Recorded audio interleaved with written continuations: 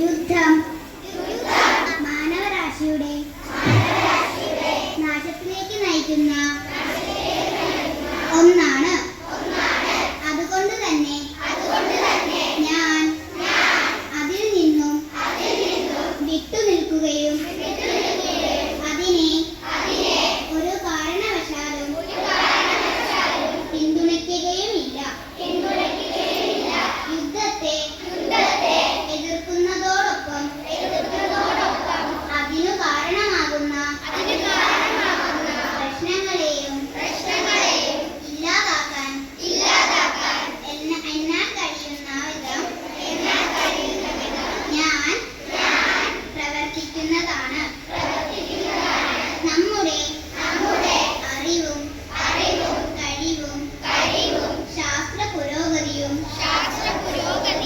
മാനവരാശിയുടെ നന്മയ്ക്കായി ഉപയോഗിക്കപ്പെടേണ്ടതാണ്. ആയതിനാൽ എന്നാൽ കഴിയുന്ന വിധം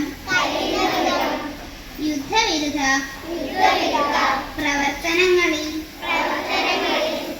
പങ്കെടുക്കുമെന്നും സമൂഹത്തെയും ഇത്തരം കാര്യങ്ങളിൽ ബോധവാന്മാരാക്കാൻ ശ്രമിക്കുമെന്നും ഞാൻ പ്രതിജ്ഞ ചെയ്യുന്നു. ഇന്ന് ആഗസ്റ്റ് 9 നാഗസാക്കി ദിനം. രണ്ടാം ലോക മഹായുദ്ധത്തിന് തിരശ്ശീല വീണത് ഹിരോഷിമ, നാഗസാക്കി എന്നീ രണ്ട് നഗരങ്ങളുടെ അധപതനത്തിലൂടെയായിരുന്നു.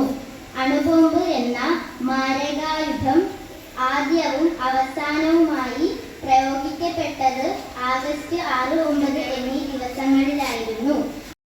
എല്ലാവർക്കും നമസ്കാരം.